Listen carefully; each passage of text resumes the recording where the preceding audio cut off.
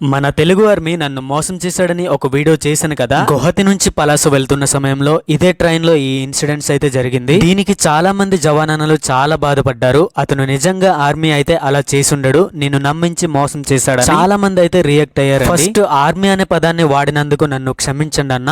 ఆ రోజు ఆ ట్రైన్ లో నా ఒక్కడి దగ్గరే కాకుండా బెంగాల్ అతని దగ్గర కూడా 3000 తీసుకొని మోసం చేశాడన్న. మా ఇద్దరి దగ్గర 6000. నాలాగే ఎవరైనా కొత్తగా ట్రైన్ జర్నీ చేసే వాళ్ళకు ఇలా మోసపోకూడదనే ఆ వీడియో యొక్క ఉద్దేశం. అతన్ని అంతలా నమ్మడానికి గల కారణాలు ఈ స్క్రీన్ మీద చూపిస్తున్నా చూడండి ఒకసారి. మోసం చేయడం తప్పు కాదు, మోసపోవడం తప్పనే మాట గుర్తుకొచ్చింది. ఏదైతే నార్త్ ఈస్ట్ జర్నీ కోసం 50,000 అప్పుల్లో ఉన్న నేను ఈ 3,000 కూడా కట్టాల్సిందే. 3,000 పోయిందనే దిగులు కంటే జవానులను చేసిన కామెంట్లే ఇంకా బాధపడేలా చేసింది. నన్ను క్షమించండి అన్న. పొట్టకోటి కోసం అప్పుల పాలయ్యి తెలియని ప్రదేశమైన చాలా దూరం వెళ్లాల్సి వచ్చింది. స్లీపర్ కు వెళ్తేనేమో జనాల రద్దీ, ఏసీకి పోతే ఇలాంటి మోసాలు. ఏదేమైనా ఈ జర్నీ నన్ను ఓ గుణపాఠం నేర్పింది.